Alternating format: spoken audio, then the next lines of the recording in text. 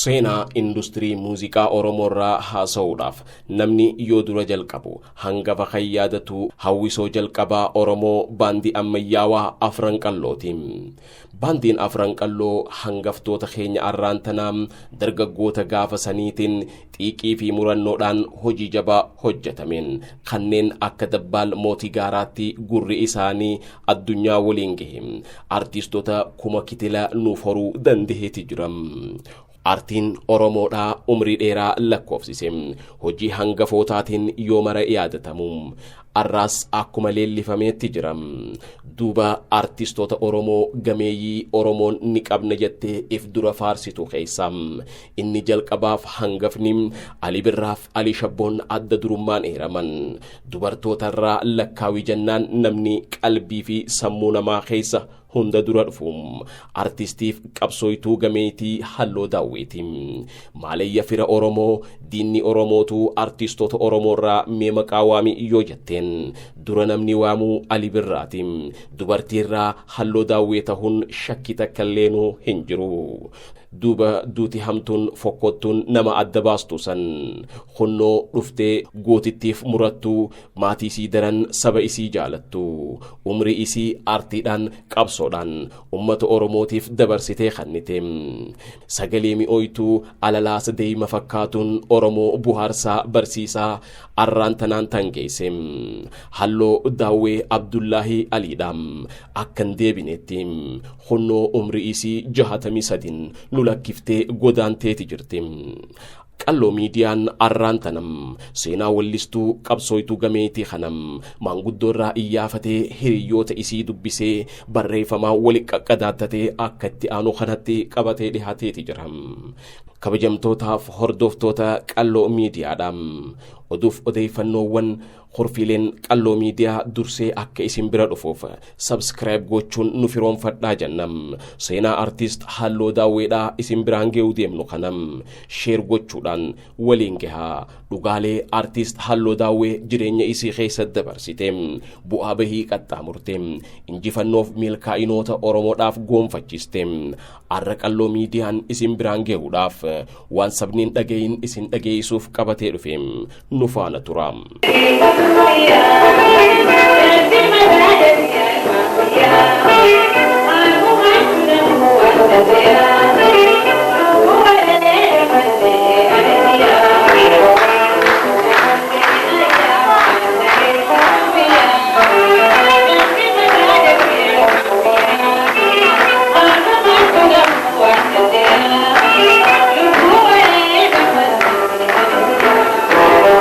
Barri isaa bara hawwisoon Oromoo jalqabaa itti dhalate saniin sosochiin Oromoo bara itti dammaqe bahadhiyaa kaabaa kibbarraa ilmaan Afran Qalloo magaalaa ona Afran Qalloo dirree dhawaatti gaafa wal gahan murannoodhaan Oromummaa dammeessuudhaaf hojii jabaa baratti hojjetan san mootii impaayera Itoophiyaa Haayila Sillaaseedhaan umrii qacalee isaaniitiin kokkee wal qabanii bara hawwisoo Oromoo jalqabaa itti dhalchan bara 1953 akka lakkoofsa Itoophiyaati.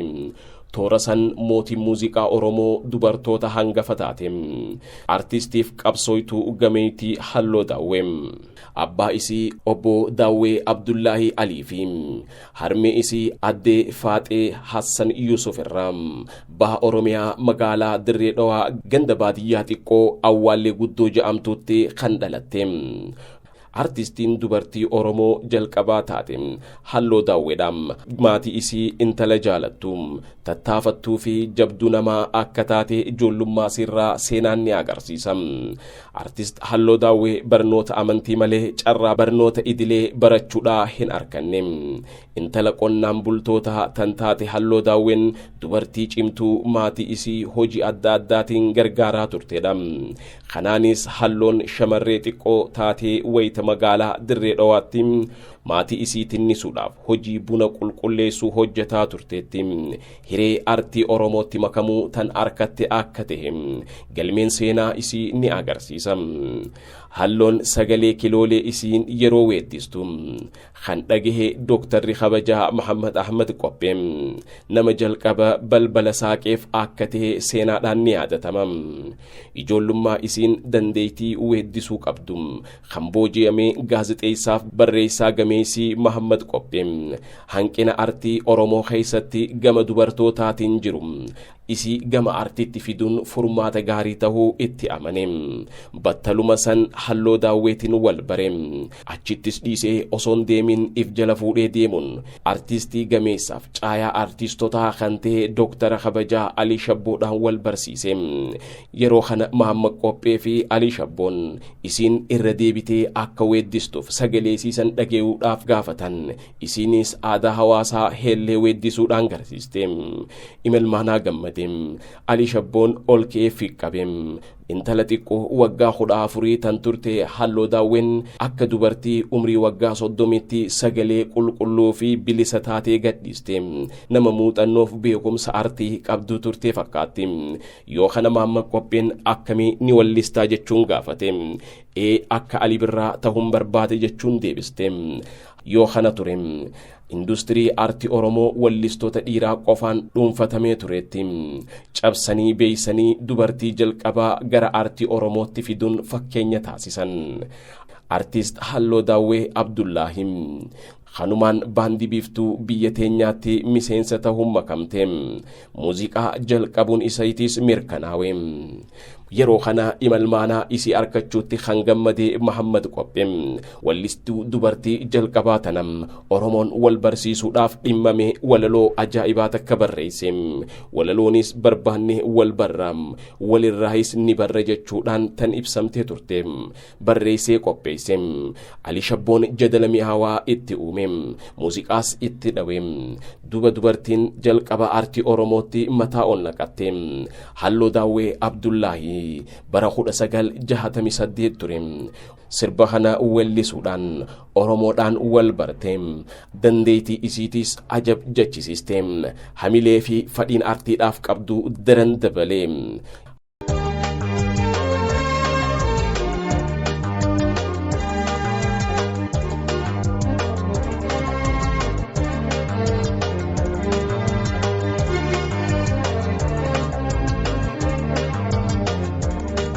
Barbane wal barra ni barra walirra wajji tarkaanfanna yeroo keenya arra.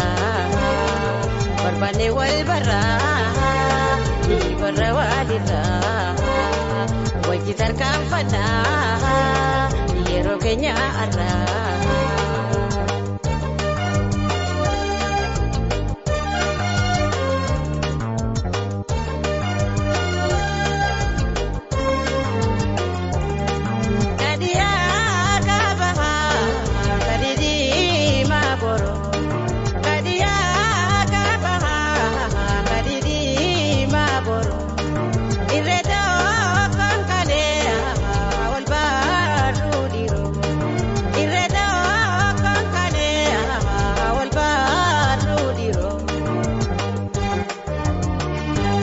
maatii isii tinnisuuf hojii buna qulqulleessuu hojjechuudhaaf gara magaalaa Dirree Dhawaa tan dhufte. Artist Halloo Daawwee bara 1967 erga artiitti makamte waggoota 50 dabree keessatti hojiilee artii hedduu hojjechuu dandeesseeti jirti. Albama 10 mataa isiitti hojjechuun maxxansuun ummataaf tan gumaachite. Wallistoota biroo waliin ta'uun albamoota 13 irratti hirmaachuudhaan hojii jabaa kolleekshinii irratti hojjettee jirti. Matuma galeettuu artist Halloo Daawwee haadha albamoota 23 yoo taatu industirii artii Oromoo keessatti albama hedduu maxxansuudhaan kan isin gitu tokkolleenuu akka hin jirre galmeewwan seenaa ni agarsiisan. artist halloo daawwee sirbi qeenxee jalqaba hojjette barbaannee wal barra akkuma ja'usan albamni isii inni jalqabaatis sirboota 10 if keessaa qabu mata duree duraa duuba bareeda naannoo ja'uun beekamam albamni isii xumuraa immoo sirboota 12 if keessaa kan qabu yoo ta'u Oromoon fardaan dabaalee ja'uun moggaasuudhaan weeddisteeti jirti. Artistiif qabsooytuu gameetii halloo daawwee Abdullaahi baroota 50 aartii keessa dabarsiteen guddina dagaagina afaan aadaa aartii Oromootiif aarsaa olaanaa kafalteeti jirti. dhaloota qaruudhaaf mata dureelee adda addaarreetti weeddisuudhaan kan yaadatamtuudha.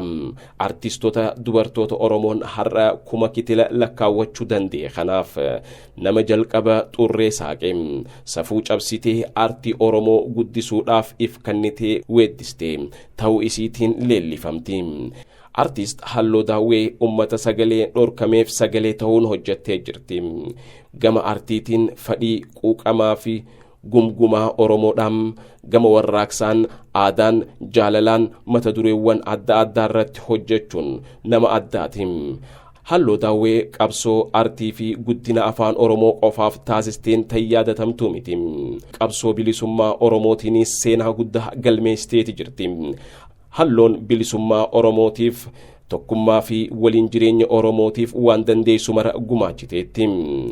Seenaa qabsoo bilisummaa Oromoo keessatti warra seenaa ifaa fi mul'ataa hojjetanii dabran keessaa dubartii jabduu fi hangafam qooda qabsoo isirraa eeggamuu bahachuun wareegama qaamaaf qalbii Oromoodhaaf gumaachuun irra dabree lubbuu isii kennuudhaaf murteeffattee daggalatti galtee jirti.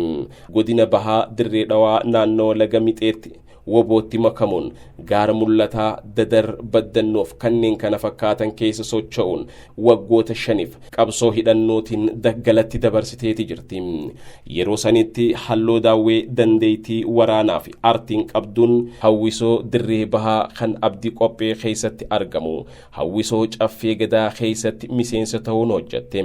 Artistoota bilisummaaf walabummaa weeddisuun gabrummaa balfanii fi jibbanii Oromoonis akka jibbuuf dadammaqsuudhaaf irratti hojjetan keessa adda dureedha yoo jennu ragaadhaan.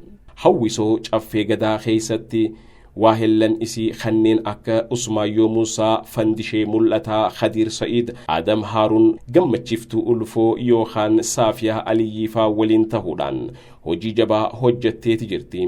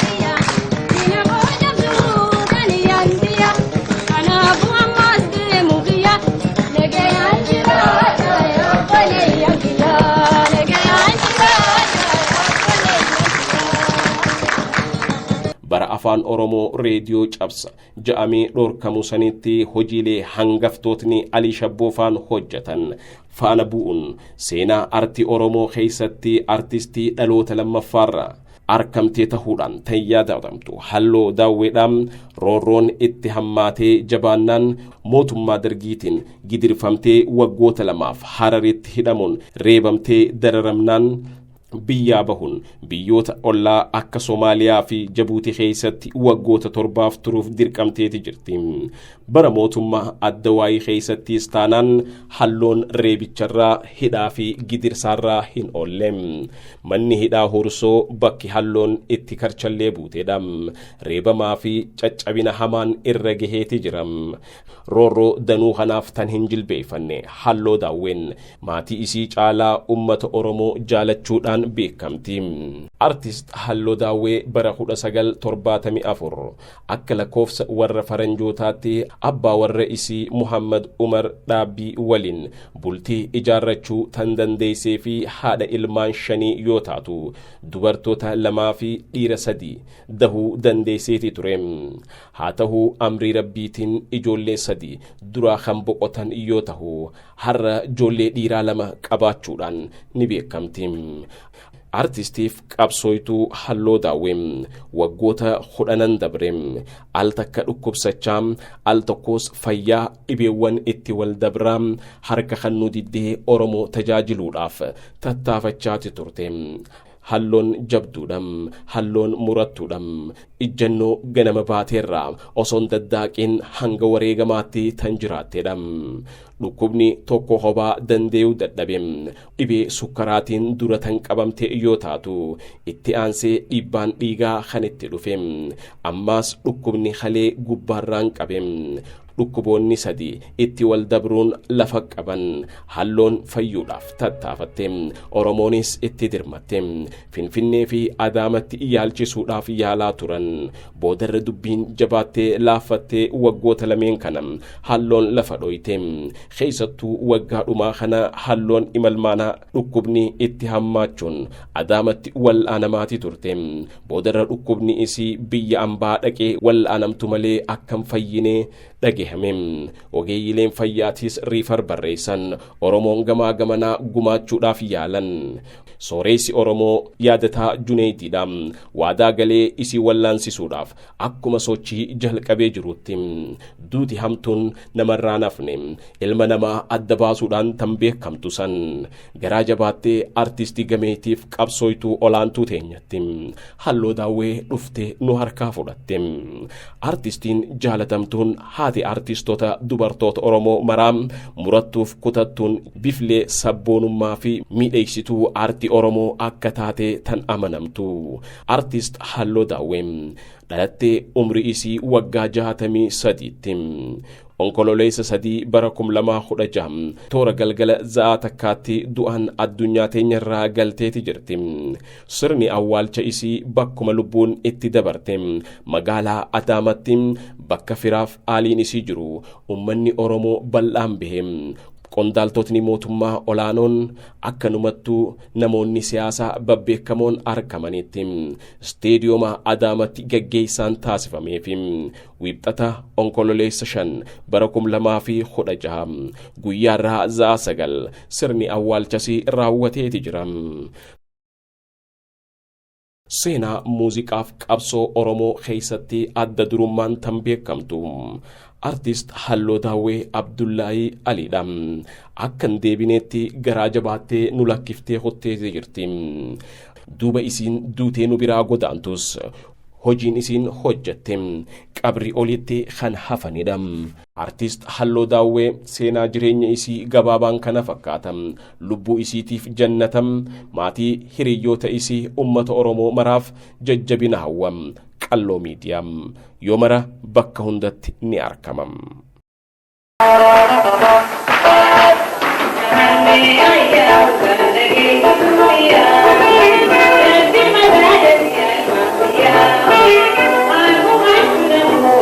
Yeah.